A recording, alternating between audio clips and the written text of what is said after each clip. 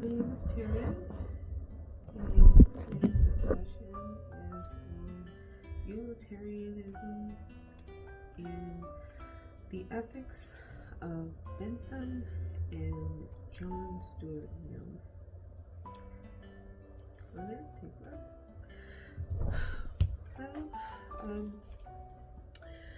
The research that I've done in more than just a parable, the comparison of the two. So we have the highs and also the lows. The prequel of what I hope to get across would be the point of the wrecked life, or should we let live, or should we kill and let die?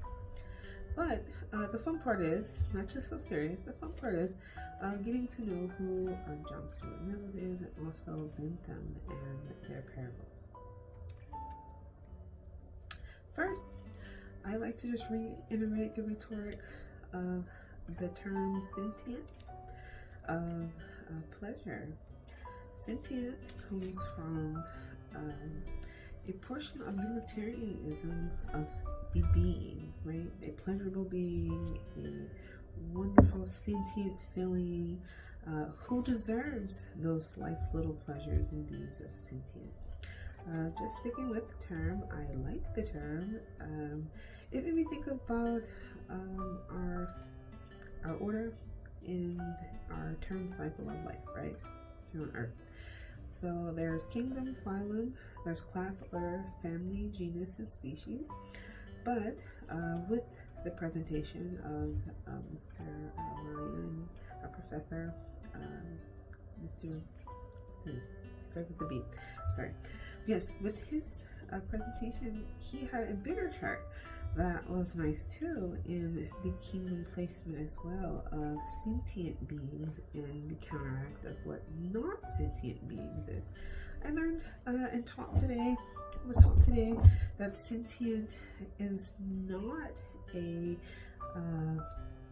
not like plasma or plankton, as an example, compared to a gnat or an insect of like grasshopper or an ant, where as minute as it seems and as fickle as they are programmed and made, right, as far as built and making, the turn cycle is how they feel of sentientness. So then, back to Mills and also John Stuart, their premise and also the argument of not just comparison of the two, but differentiation of the sentient, pleasurable feeling of reward, right? The fact, my findings of research in philosophy, or the philosophical portion and empirical, it went into the argument of feeling the pain compared to the pleasures. The term hedon or hedonist can be derived from or be developed in a fact of how many life's little pleasures would well up or can amount to the maximization of expression or following a great regimen, right? And finding that the utilitarian of maximizing not just the utility, right? So we have utility of pro and then the con. So that's where, not conflicting, but Mills, John Stuart Mills, and then Bentham had the contrary of the highs and the lows of maximizing that utility. And I hope my professor, I give him this credit. I hope that my mind is enlightened to just the basics of this. But anyway, just staying simple. Playing chess as to the con or pro of the low of chess, right? Playing chess and checker, right? The pleasure of self-pleasure could be of a sexual nature, moral value of the sentientness of life's pleasure, or we have the validity, right? We have the validity of proof and the fallacies of, like you're saying, that's one of your examples, but just and enjoying, right? Getting a little uncomfortable with it, but in explaining, I guess you'll say a woman's worth, right? Just letting you know, I understand, but there's more to it. So let me just take a second to look at notes. Breathe. there was something important also, that selfishness, right, and giving of oneself is also a part of what not is utilitarianism and taught of egoism. And that is where the nervousness comes into play of, being taught through John Stewart's way and John Stuart Mill's, and then also Bentham's method of teaching. Now, with writing, I took note that Bentham maximized the utility with his writers, that in experiencing, a difficult time of civil war those days, and also there were the U.S. Constitution and many things. He encountered his writers, his consulates, and all of those in a group, right? And with working for them and performing correctly, they experienced either, life's pleasures or the pain. So we went into, there was a problem, this trolley problem. Not just drunken beer and wars of women, right? There's the trains, the railroads, and transportation, and it became a problem. So, in all, right, between saving, right, not just the fat man in the cave or the dynamite for colon and mine, right, there comes into play saving, this one as not just a drunkard or a hedonist or a person not seeking just life's worth, but they experience the pain of maybe their judgments of saying, I don't agree, right? So you go out on the railroad, you get hit, right? Just one, but then compared to the 5. So 6 to 5, 5 to 1, or with the fat man syndrome, push the fat man off the bridge, or, the little troll onto the trolley train to block out and wake those guys up to, step off of the train tracks.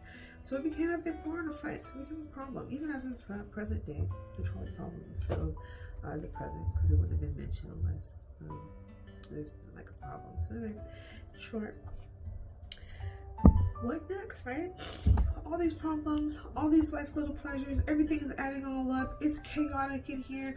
All this empiricalness, what's ethical about it, And I come to the ending of this, and I smile because I say, yes, it's the principalities, right?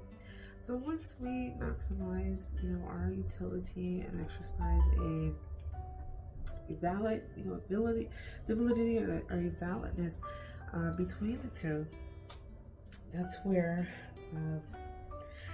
the answer comes, right? So just this discussion, let me turn my page. Let's see here. We all want happiness.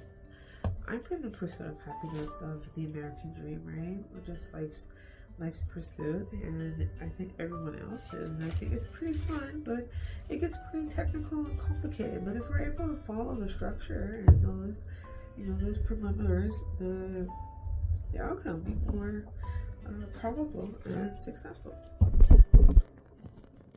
There was something also mentioned of using our common sense, and from the beginning, let's see here.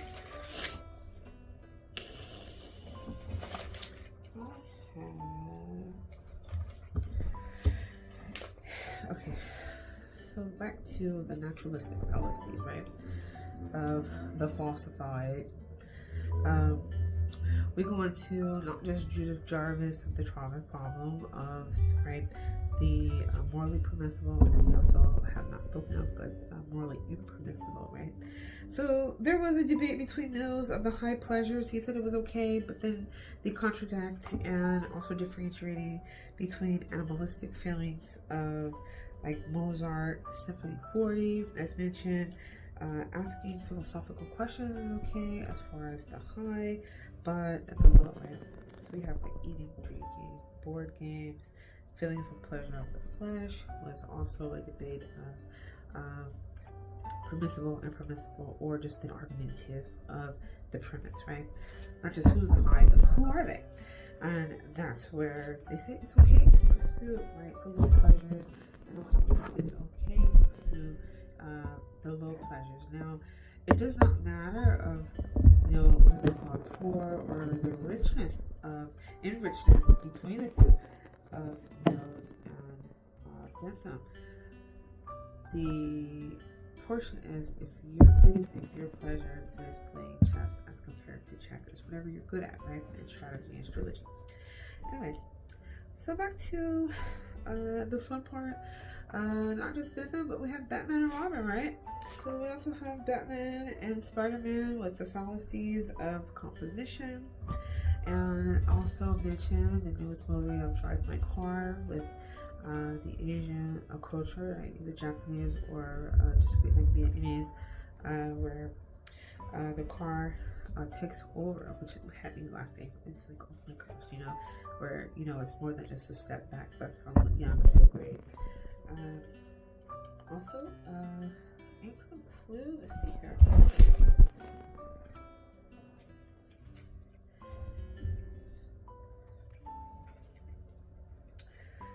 Yes.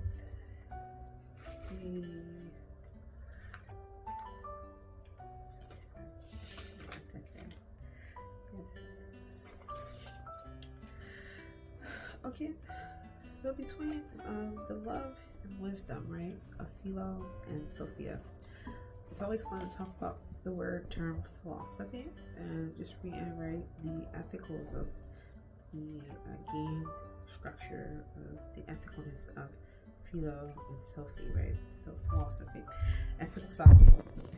Well, Mills taught that the pleasures of the animal isn't better than the pleasures of human contact. So further, he lamented that the experience of right or the pro, right, con can have a relationship with a human and any tamed animal. So that discussion with the reading was also there. And utilitarianism to Mills was if his writers, because even his people, could hold the theory of utility to experience life's little pleasures were given other painful life experiences in their writer's way. Philo love was given, meaning like no pain, and then also Sophie as a writer's work philosophically. Right? So as a writer's work philosophically. Let's see here. Kind of like the 7-year itch or something. No pain, no gain. Nobody get hit. Nobody gets hurt. Yeah, I was thinking about that. That was kind of funny. So yes, and Bentham. I had something to say about the Godfather to Mills. There was also discussion that there was correlation between relativity of relative, but their dates and their birth dates were totally different. And Bentham taught about Euphorum and Thorum, right? And the fact of sentient beings, right? That was also not just that, but that term was also a key feature of teaching the unselfishness of the Thorum and Theorem. He lived from, I believe, 1730.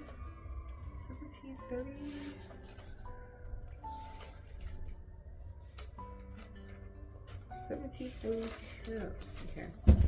So I have like 1748 to 1832. I believe his theme or his subject matter in his teachings and studies was about happiness and making life better, not just for me, but also for everyone. Bentham was important, and sorry, really not that, but he was very important. In conclusion, that's my discussion. I'm open to thoughts. Also open to any video responses. Please comment. I hope I've appeased to my audience. Again, thanks for tuning in. That's my, not ramble, but that's my conclude on the ethics of Bentham and John Mills discussion. Until next time.